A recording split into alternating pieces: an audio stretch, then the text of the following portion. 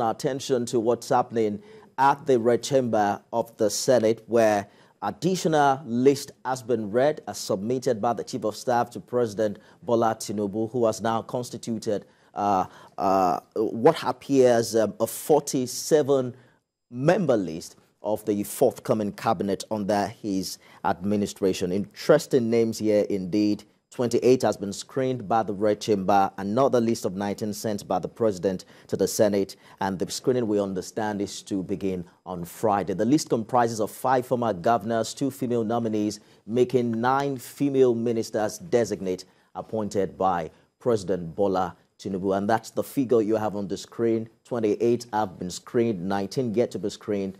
We have 19.1% of this list being women, and of course 9 former governors. Let's take a look at a few of them. 68-year-old Adegboyega Oyetola was former governor of Osun State between 2018 and 2022. He lost a second-term bid to PDP's Ademola Adeleke. Simon Lalong is 60 years old, former governor of Plateau State. He was Director General Presidential Campaign for the 2023 APC campaign organization. Like former Governor Oyetola, the APC lost to the PDP in the last election in the state. Bello Matawale is 54 years old, the 5th governor of Zamfara State. He lost a second-term bid as well earlier this year to PDP's Dauda Lawal. There's Tuji Alausa, Executive Chairman, Chief Medical Officer at Dialysis Care Center and Kidney Care Center, and he's also being touted as someone who is coming on board with a lot of experience in that regard. Let's get the conversation going on. I'm joined now by Victor Ohai, who is he has just been re-elected as president of Directors Guild of Nigeria. He was presidential candidate of the Providence People's Party in 2019. APC chairman, UK chapter, Tunde Doherty, also joins this conversation. Gentlemen, good evening and thank you for joining us. Let's kick started. Mr. Ohai, they say that President Tinubu now has the record for the highest number of ministerial nominees in Nigeria's 4th Republic. The past president had 43, in 2019. In 2015, President Jonathan nominated 33, including 9 from the Yar'Adua administration. Obasanjo started out with 40 before, reviewing it downwards. Fast forward to 2023, we have 47 ministerial nominees. What do you make of the increment in numbers? See, I'm a little worried, and I'll tell you why. Apart from ministerial appointments for boards, parastatals and all that, CEOs of parastatals and all that, the president has over 6,000 appointments to make. So, there's still enough. This is 6,000. Yes, 6,000. I know that for sure. I knew that from before now.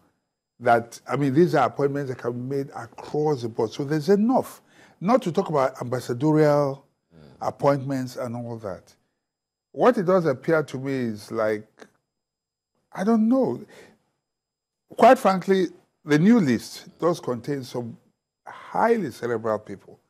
I can see technocrats, even among the governors, I see people with some very sound backgrounds, which is... that's something that's good at identifying talents and all that, which is okay. But I think the number is a bit unwieldy. I don't know if you're going to create, if you're going to do minister and what do you call it now? We're hearing that there's possibly the possibility of creating new ministries, breaking some down into more specific I'm just areas. wondering why. The cost of governance is just going to bloat.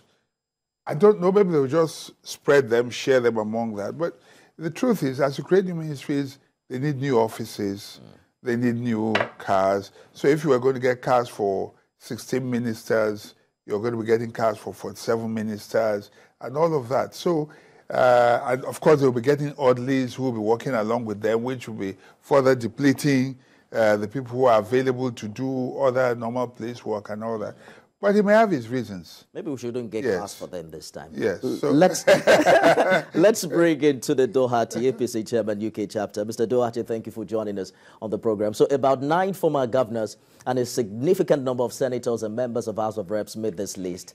Talk to us about, of course, former governors, by virtue of their experience, they are supposed to be a good fit, right? But what do you think is responsible for the mixed reactions, that is greeting this development? Thank you very much, Tifemi, for having me once again.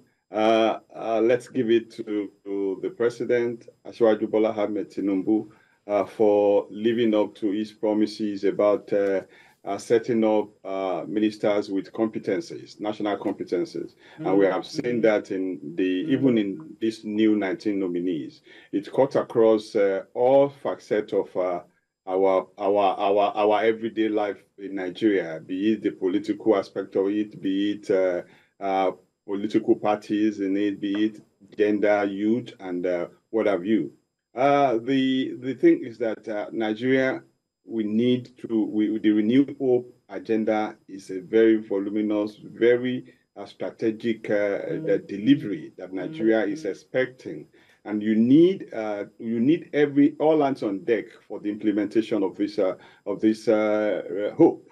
And those that the president has nominated are one. When we talk about the governors that made the ministerial nominee, mark you, before they become governors, they were one way or the other very successful individual in their various endeavors. Also, they have been in politics to understand the need of Nigerians to date. So also we have the younger ones that are in that list who needed, I would say, a kind of a guardian or mentorship, even though they are technocrats in their own rights and they are highly learned. Do you see the mix of the nominees that have been there for a long time, who have been loyal, partymen, been loyal to the cause of putting Nigeria in the front burner? So I see that the president is fulfilled his givens to Nigeria about the competencies in terms of his ministerial nominees, and we are assured that the implementation of all the agenda set out in the New Hope is ready for implementation. All right. I'm talking about being optimistic. It's just a matter of time to see, how well that we fit into this forthcoming position. But I can see you making some list, Mr. Ohai. What names stood out for you? Because we have a very short time. Okay. Quite a few. I'm impressed that Bosun Tijani made the list, the CEO of CC Hub. So I can see some intentionality in the area of technology, IT, there, and innovation. I see that happening. And he's also 46 years old. Yes, born 1977. Then I see, along with him as well, I think, is it Lola, so what's her name now? I see two people there who will be fit for, well, this is just me talking, the president has his own, this is for... Okay, Lola Adejon. Yes, from Lagos. I think both of them will be very good fit for the, if you like, if there's a Ministry of Technology or whatever, because Lola comes from banking, she has an IT background, has plenty of experience in the area of integration. Yes, exactly. So I see that a lot. And, we begin to see people like Tijani Maman, SAM, Professor of Law, former DG of Nigerian Law School. So you can see that he's bringing the cream of the various professionals. There's quite a lot. Miriam Shetty, she's a physiotherapist from Kano, and she has plenty of experience. So in the area of sports physiotherapy, I mean, she was part of the London Olympic team, and that treated a lot of people, including Usain Bolt and the rest. So you can see, like I say, a bit of intentionality in the choice of people. Even if you go to look at some of the former governors, there are people who, like he rightly pointed out, have come with a lot of pedigree. So if you take away their governorship on their own merit, they as well are. But you can bet that if two of them had won their rerun election, they wouldn't be on this list. So there's also the political, calculation that fits them perfectly into this list. No, I understand. My worry is that the number is wieldy. That to me, is like attempting to please everyone, which I think is totally unnecessary. Some of them will do very well manning some parastatals, not necessarily the ministries, because if you have them at the ministries, the parastatals, like what happened in the last, permit me to say, in the last administration, where the film industry, for instance, you had a medical doctor as the director of the Nigerian Film Corporation. Well, he's managed to fit in and all that, but I mean, if you want to work with professionals along the line. You know, not. So that's Mr. Doherty, we have just about 1 more minute to go on the show. There are about 9 former governors on this list. What's the, peculiarity of having a former governor handle a ministry when you consider the fact that they need now to work, with other individuals, even amongst themselves in the cabinet? What are your concerns in this regard?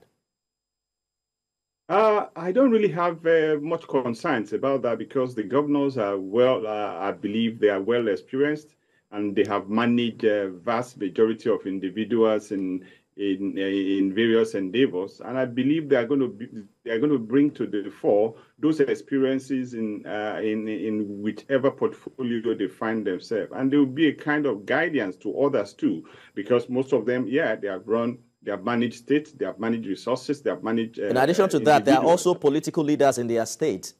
And they are political leaders in their state. So they are coming with a lot of political baggage as well. Do you agree?